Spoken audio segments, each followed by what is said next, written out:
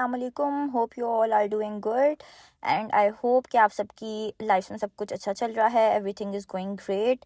और ये था जी वलीमे का दिन। मेरी शादी सीरीज़ अभी तक चल रही है। सुबह उठते साथ मैं अपने बालों के साथ ना ऑब्सेस हो रही थी क्योंकि वो थोड़े थोड़े कर्ल्स हुए हुए थे और बाउंसी हुए हुए थे। और मैंने कहा चलो जल्दी से, आज कोई भी एक्टिविटी नहीं थी, कुछ भी नहीं लेना था, आज बस वलीमे के लिए तैयार होना था। तो सबसे पहले मैंने वही कपड़े पहन लिए, बाहर निकली सबके साथ। मैंने कहा चलो नाश्ता करते हैं। तो इधर सब आलू के पराठे खा रहे थे, आलू के परोंठे तो ये देसी फैमिलीज़ का जो है एक बड़ा सही नाश्ता होता है। तो इस सब पराठे खा रहे थे, लेकिन मेरी नेचर इस तरह की है कि भाई मैं पराठे सुबह सुबह उठ के मैं रोटी या सालन इस तरह की कोई चीज़ नहीं खा सकती। बेशक मैं 3 बजे उठूँ 4 बजे उठूँ, सब की बातें चल रही थी, पर मैंने थोड़ा अपने नाश्ते का इंतज़ार किया। मैंने खाया फ्रेंच टोस्ट और चाय, क्योंकि पता नहीं क्यों आंटी कहती हैं कि रात दोपहर तो हो गई है तो खाने का टाइम है तो खाना खाओ, लेकिन पता नहीं क्यों मैं उठते साथ इस तरह की कोई हैवी चीज़ नहीं खा सकती।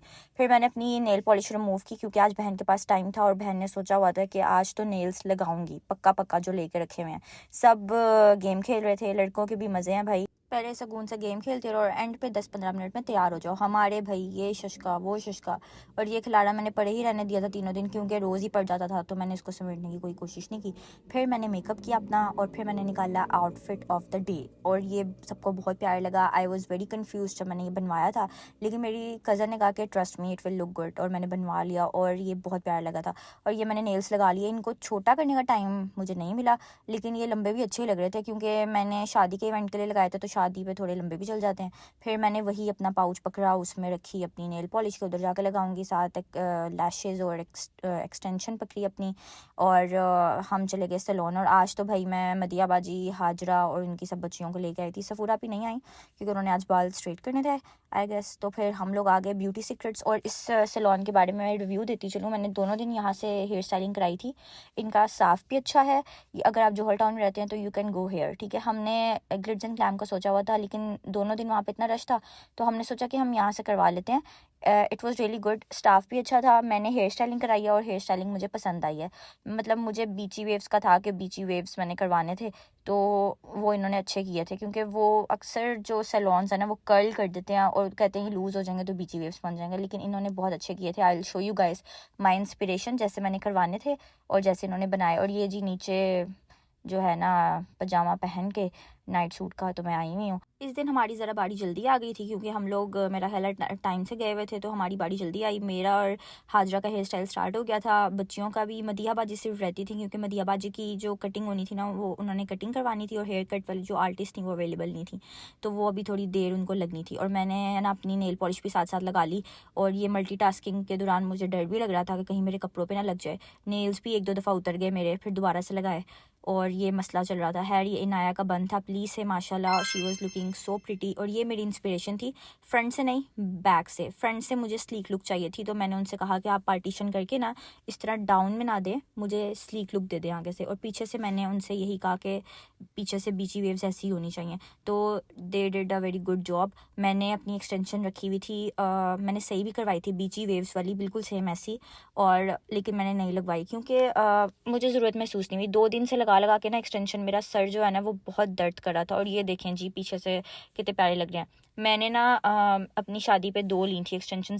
बारात पे तो मैंने बन बनवाया था तो एक्सटेंशन की ज़रूरत नहीं थी, और मेहंदी वाले दिन के लिए मैंने कर्ल्स वाली ली थी, और वलीमे पे भी मैंने अपनी बीची वेव्स बनाई थी। पर मेरे अपने वलीमे पे भी ना बीची वेव्स इतनी अच्छी नहीं बनी थी जितनी मेरे इस दफ़ा बनी है।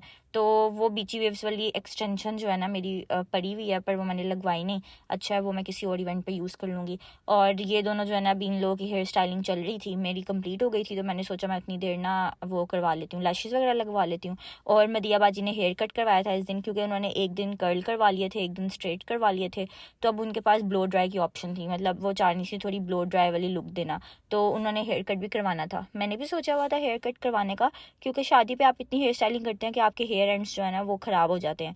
लेकिन मदिया बाजी ने कहा कि आज आखिरी इवेंट है, इसके बाद कोई हेयर स्टाइलिंग तो होनी नहीं है, तो उन्होंने हेयर स्टाइलिंग करवा ली और उसी के साथ ब्लो ड्राई भी हो गया। तो ये आप लोगों के लिए भी एक टिप है क्योंकि कटिंग के बाद तो ब्लो ड्राई होता ही होता है। और ये आयमा भाई जो है ना रुस के बैठी हुई है क्योंकि इसके बाल छोटे थे और इसका हेयर बन नहीं बना और इनाया का बन गया।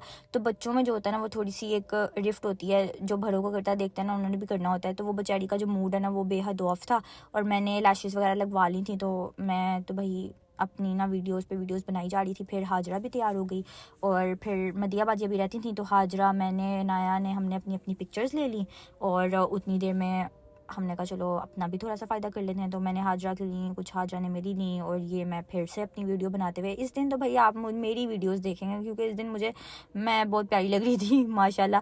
लेकिन मेरे साथ एक हादसा भी हो गया और साथ में वो मैं भी आपको बताती हूँ। और ये आइमा जा ही नहीं रही थी, कह रही थी कि मेरे बाल पहले बनेगा तो मैं जाऊँगी, वरना मेरे बाल खोल दो। इसको बहुत मुश्किलों से हमने मनाया। अब मुझे बड़ा बड़ा फीलिंग भी आ रही थी भरों वाली। मैंने सबको कहा आप इधर ही रुके और मैं गाड़ी लेके आती हूँ। तो मुझे ऐसे फील हुआ कि बस मैं कितनी समझदार हो गई हूँ। तो मैंने सबको तो खड़ा किया, साथ वाले प्लॉट में पार्किंग थी, मैं वहाँ गई और मैंने थोड़ा सा अपनी नेल्स का शशका भी मारा क्योंकि स्टेयरिंग पे मेरे जो हाथ थे ना वो बड़े प्यारे लग रहे थे नेल्स लगा के।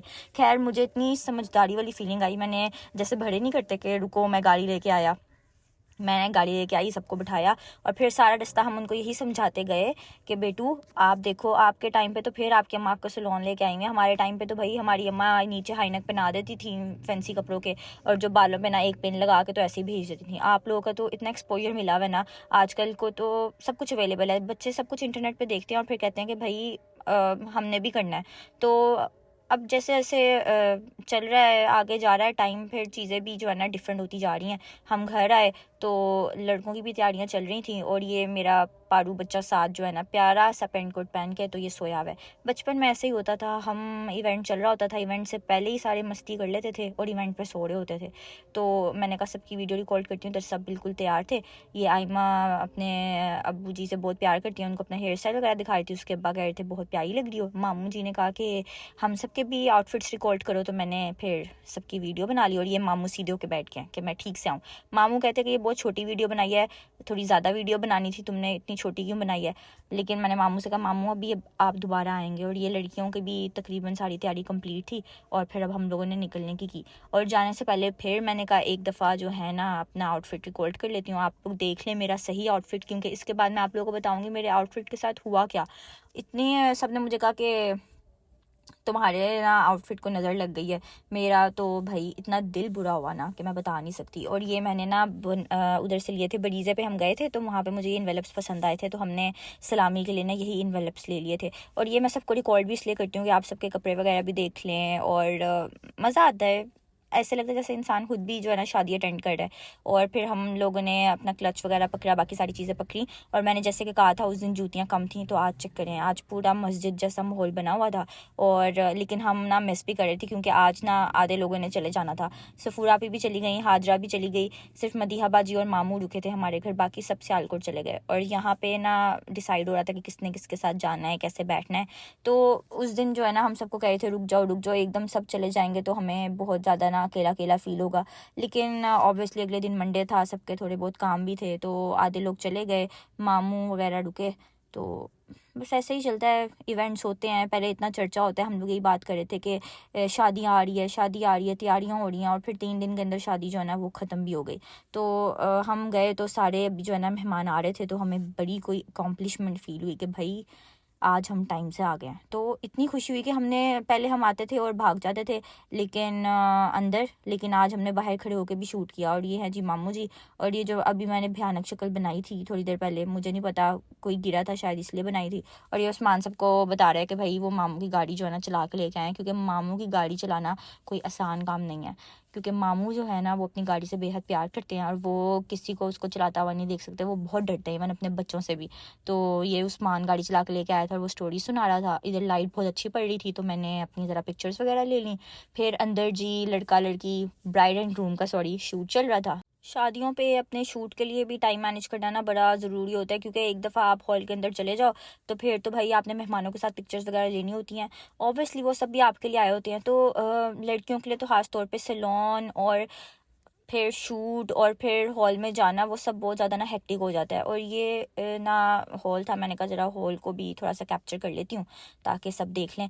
और ये थी स्टेज, और बहुत तीनों दिन जो है ना वो डेकोरेशन बहुत प्यारी थी। मेहंदी वाले दिन भी डेकोर इतना प्यारा लग रहा था, मेहंदी वाला, और ये एंट्रेंस थी इसकी। और वलीमे वाले दिन वलीमा जैसा था। मतलब अब आहिस्ता आहिस्ता ना, मतलब जो डेकोर वाला मामला है ना, आहिस्ता आहिस्ता बहुत अच्छा होता जा रहा है। मैं कुछ शादियाँ देखती हूँ उन पर तो देख के मैं हैरान हो जाता बंदा। और इसके बाल इतने क्यूट लग रहे थे। और ये भी आप लोग अपने बच्चों का ना हेयर स्टाइल बना सकते हैं। आजकल ये बीड्स मिलते हैं, पर्ल्स दराज से भी मिल जाते हैं, तो आप लोग ब्रेड बना के ना उसके ऊपर चिपका दें तो ये चिपक जाते हैं। और ये सफ़ूरा भी जो है ना लैशेज़ इन्होंने भी फ़ोन के पीछे रखी हुई थी, मैंने इनसे ही सीखा है। मैं भी अब फ़ोन के पीछे उतार के रख लेती हूँ। और ये हाजरा से लगवा रही थी लैशेज़। और मैंने कहा उतनी देर में अपने नेल्स तो ज़रा रिकॉर्ड करूँगा, मैंने इतनी मेहनत से लगाए हैं। तो इस दिन मेरे नेल्स भी अच्छे लग रहे थे, बस थोड़े से छोटे हो जाते तो शायद ज़्यादा सोबर लगते। और ये जी मेरा क्लच है, ये भी मेरे वलीमे का। मेरे वलीमे की ज्वेलरी जो है ना, मैंने किसी भी दिन ज्वेलरी चेक नहीं बनाया, मतलब पास से वीडियोस रिकॉर्ड नहीं की, तो इस दिन ज़रा मेरे पास टाइम था तो मैंने कर ली। और ये जूता जो है ना ये कंफर्टेबल रहा था। मेरे वलीमे की सारी ज्वेलरी जो है ना वो इस सूट के साथ चल गई थी। तो ये इयररिंग्स, ये रिंग और ये क्लच वगैरह जो है ना ये सब मेरे वलीमे का था और ये इस सूट के साथ परफेक्टली मैच हो गया था। अब मैं आपको मामू का स्पेशल मैसेज सुनाती हूँ। कुछ बोले आप अपने व्यूवर्स के लिए? मैंने कुछ बोला, सब सब्सक्राइब करो भाई सबको, ऐसा ऐसा बोलने का। हाँ, ठीक है, और बेल आइकन को प्रेस कर दो। बेल आइकन को प्रेस करो और सब्सक्राइब करो बस। और ये था जी मामू का मैसेज। और अगर आप लोगों ने यहाँ तक वीडियो देख ली और अभी तक भी सब्सक्राइब नहीं किया तो प्लीज़ डू इट और लाइक करें वीडियो को please. It will motivate me to create more videos. और यहाँ मैंने बहुत ज़्यादा शशके मारे अपने ड्रेस के और मेरे साथ हादसा पेश आ गया, जो कि ये था कि अब फिर मेरी स्टोरी ब्रेक होगी। और मैं आपको पहले बता दूं कि सूप मुझे इंतहाई पसंद है और बाजी नाज़ा के वलीमे पे मेरा दिल खुश हो गया कि स्टार्टर में जो है ना सूप मिला था। अच्छा, फिर हम लोगों ने इस्तकबाल की तैयारियां की लड़की वालों की। और स्टोरी ये है कि अब जो ये सैलड आया ना, यहाँ से स्टोरी मैं आप लोगों को सुनाना शुरू करती हूँ। ये सैलड माशाल्लाह से मैं लेके जा रही थी, ठीक है, और वो सारा का सारा मेरे ऊपर गिर गया और मेरा सूट सिर्फ यहाँ तक ठीक रहा। उसके बाद सारे सूट पे निशान पड़ गए येलो येलो सॉस के। और मैंने उस टाइम नहीं धोया क्योंकि सबने कहा कि ये सालन नहीं है, ये वो है, क्या कहते हैं उसे, सैलड है, तो ये सॉस है तो ये उतर जाएगी। लेकिन फिर बाद में कुछ लोगों का कहना था कि मायो में भी जो है ना वो मायोनीज़ में वो होती है, ऑयल होता है, तो मायो का भी ना उतारना चाहिए था। लेकिन खैर अब ड्राई क्लीनिंग पे दिया हुआ है, देखें कैसा निकलता है। और ये जी दुल्हन का ड्रेस है, मैंने रिकॉर्ड कर लिया, माशाल्लाह they were looking so good together. और ये ड्रेस था और ये बाजनाज़े ने बहुत प्यार से बनवाया था, तो मैंने कहा इसको भी रिकॉर्ड कर लेती हूँ और सबको पता चले, आइडियाज़ भी मिल जाएँ। और सब लोग तैयारी जो है ना, माँ बाप जो है वो तो अपने बच्चों के लिए बेस्ट ही करना चाहते हैं। तो सूट जो है ना वो बहुत प्यारा लग रहा था। और आप लोगों ने माशाल्लाह लाजमी बोल देना है क्योंकि मुझे दूसरों की वीडियोस डालते हुए ना बहुत डर लगता है कि अगर कुछ हो गया ना तो उनके घर वालों ने मुझे नहीं छोड़ना। और ये हाजर और उस्मान जो है ना ये बुके लेके आए थे न्यूली वेड कपल के लिए और साथ में उनके लिए केक भी लेके आए थे। फिर हमने केक काटा लेकिन हॉल का टाइम जो है ना ख़त्म हो गया था, तो हम इतना ज़्यादा शोर शराबे से सेलिब्रेट नहीं कर पाए।